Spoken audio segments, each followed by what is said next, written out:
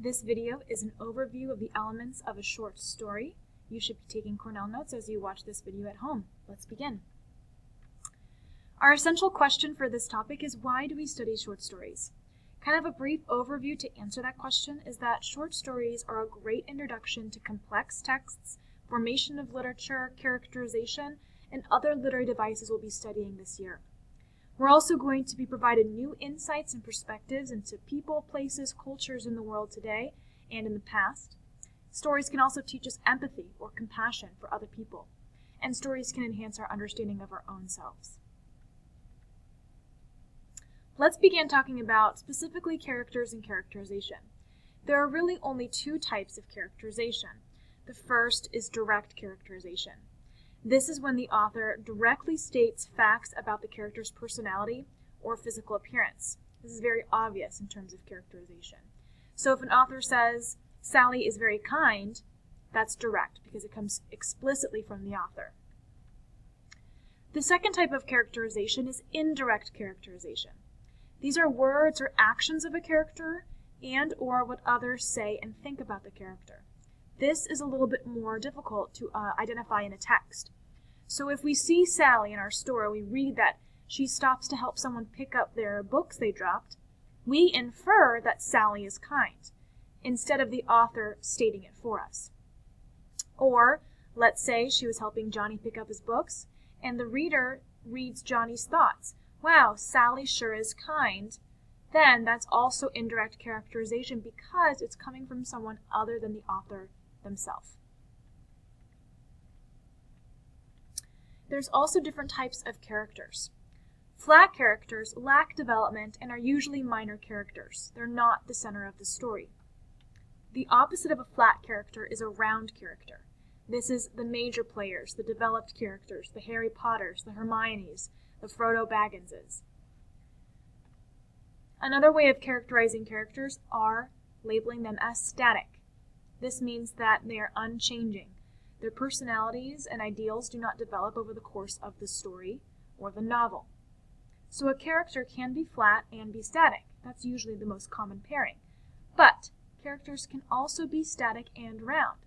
A great example of this would be Dumbledore in Harry Potter. He is a major character. He's very developed. We learn a lot about him over the books. But he is a static character. His personality never changes. He is continually the mentor and wise character that we know. The opposite of static is dynamic. This is the character that changes over the course of the novel. Like mentioned before, a character could be flat and it could be dynamic. That's rare. It's more common to see round and dynamic characters. That would be someone like Harry Potter. He develops strength and courage over the course of the books as he develops as a character. There's also two other types of characters we need to discuss: protagonists and antagonists. Sometimes we think about protagonists and antagonists as the good guys versus the bad guys, but it's not always that simple. Think of the protagonist as the character in which all the conflict is centered around. That doesn't mean they're always a good person or that they always do the right thing. Same thing goes for the antagonist. This is the character that causes the conflict to the protagonist, and that does not always mean that they're the bad guy. Sometimes it's a little bit more in between. Setting is another element of short stories we need to remember. It's the place and time of the story. There's really two functions of the setting. It's to progress the plot in passage of time to show that time is moving forward, and it creates mood. We'll talk about mood a little bit in further depth in just a minute, but let's use this picture to understand how mood and setting are related. So we notice that both pictures have the same elements. However, both pictures have two different moods. Because the setting in the first picture is nighttime versus the daytime, the mood is much scarier, gloomier, and spookier. Versus the daytime, it seems much cheerier and happy. The moods are different because the setting helped establish the mood. Okay, let's talk about mood versus tone. The reason we're going to talk about both of them together is because they're often confused for each other. Here's what you need to remember. Mood is the emotional quality of a story that can affect a reader's attitude. The mood is what we feel when we read a novel. Versus tone is the author's attitude or opinion towards the subject. So here's how you can remember this. Mood equals reader, tone equals author. Mood is what we feel, tone is how the author feels. So looking at this previous image, the author is not relevant in this example because there's no text. But we as viewers of this image have different emotions when we see one picture and the other, like we mentioned before. So let's go ahead and start with another example of mood. Let's see if we can't identify the mood in this passage. Finally, one of the girls pointed to the grass and giggled. Meow! A cat sat on the edge of the field and licked its paw. They did indeed have company. The girls ran over to the cat and pet his belly. They laughed, and the cat sauntered back to the field. Okay, at this point in the video, let's go ahead and pause, and I want you to write down maybe 2 or 3 mood words based on this passage. So what emotions are evoked from the reader, from you, as you read this passage? Go ahead and pause and we'll come back. Okay, here's what I came up with for my mood words. I felt content, lighthearted, and uplifted as I read this passage. Let's take a look at the passage specifically to see what parts establish that kind of mood. First, the word choice. Notice how the author chooses the word giggled. That is a positive connotation, therefore gives us that content or lighthearted mood.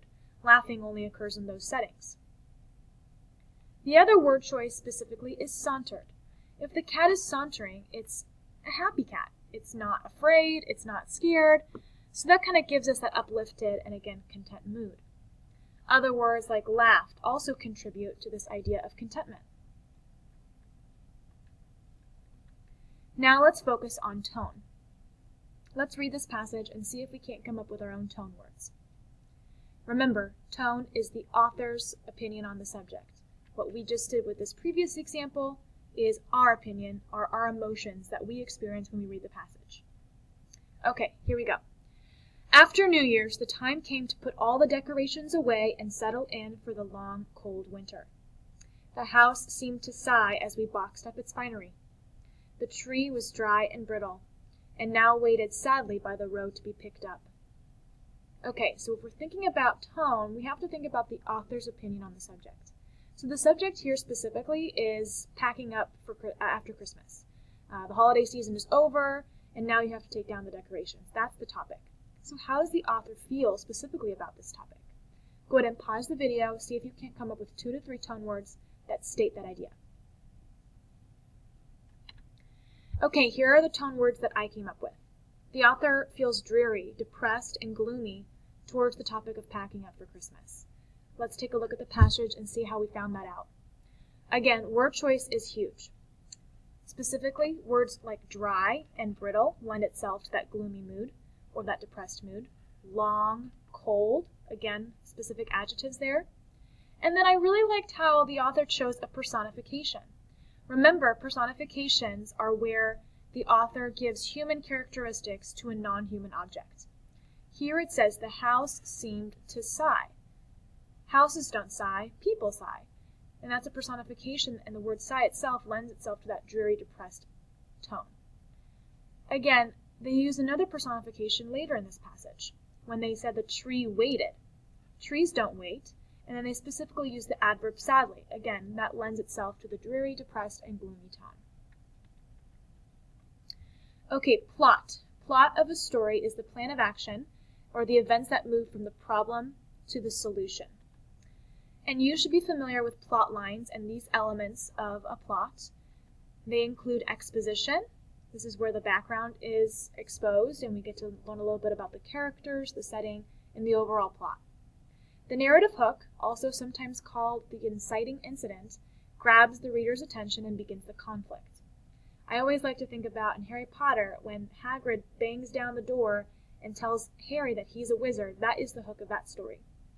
Or in Hunger Games, when Katniss volunteers as tribute for her sister Prim. That is the narrative hook or the inciting incident. Without this event, the rest of the story could not have taken place.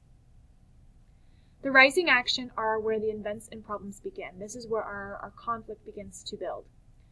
Up until the climax, which is of course the highest tension point in the story.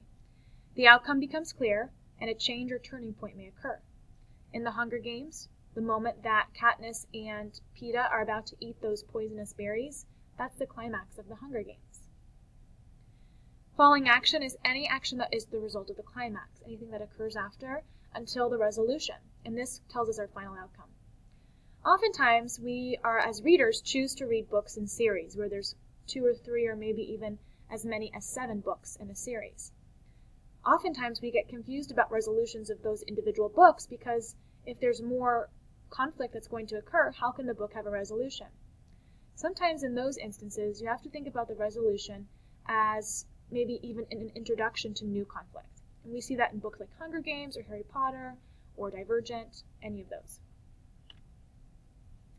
So you should also be familiar with this plot line chart. It kind of gives you an image, kind of a graphic organizer of how to see plot.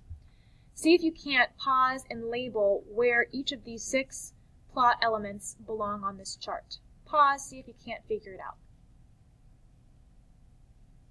Okay, let's see if you did this correct. The first element should be your exposition. Then here you have your narrative hook, which starts the rising action, very good, leading us to the climax, that highest point of tension. Then falling action occurs, leading into our resolution. Here are some other important terms you need to know. Surprise endings are unexpected turns of event at the end of the plot. You should be familiar with those, especially if you've seen horror movies or any kind of movie where you're not quite sure how it's going to end. Flashbacks are sequences of the plot that go back to earlier events. Pre-AP students, you should know about this from The Hotel on the Corner of Bitter and Sweet. The chapters alternate back and forth as flashbacks between the present day and the 1940s and World War II. Foreshadowing are hints given by the author to show how the action will develop. Suspense is the uncertainty or anxiety that we feel about what is going to happen next in a story. Notice that this is an excellent mood word. Suspense is how we feel, not the author feels, making it mood. Again, this is something that you might experience when you're watching a scary movie. Types of conflict are also important to understand when reading short stories. There are 4 types of external conflict that we'll focus on: man versus man. Characters struggle against other characters. Man versus nature. Characters face problems with nature, like the movie Everest, where there's storms and snow and freezing cold. Man versus society is where the character has issues with something involved in the world around us, like society or school or the law. Man versus fate is the uncontrollable or strange force that causes something to happen to characters, usually something not good. Internal conflict is man versus self. This is that decision-making situation where the character has conflicts within themselves. If you've ever seen the classic Disney movie Emperor's New Groove, you remember Kronk and how he was debating whether he should save Emperor Kuzco's life or if he should let him die. And that's personified by the angel and the devil on his shoulder. The point of view is the teller of the story. And we have 3 types, starting with omniscient point of view. The narrator or the point of view is all-knowing, so they see all of the characters' thoughts, they know all of the events that are about to happen, and they can stand kind of outside of the story and see everything that's occurring. First person is where the character themselves tell the story and we see everything from their perspective. So then in the narration, you'll read things like I or me or us, and that's the narrator speaking directly to the reader. Limited third-person point of view is kind of in between the first 2 previously mentioned. This is where the narrator tells us the story from the viewpoint of one character, speaking of the character as he or she. So it's not omniscient because they can't read other characters' thoughts or see things outside the one main character. Basically, it's an observer that can only describe what is seen by the main character. Okay, in just a second, we're going to start talking about theme, but go ahead and pause and open up the second video for part 2 of Elements of Short Stories.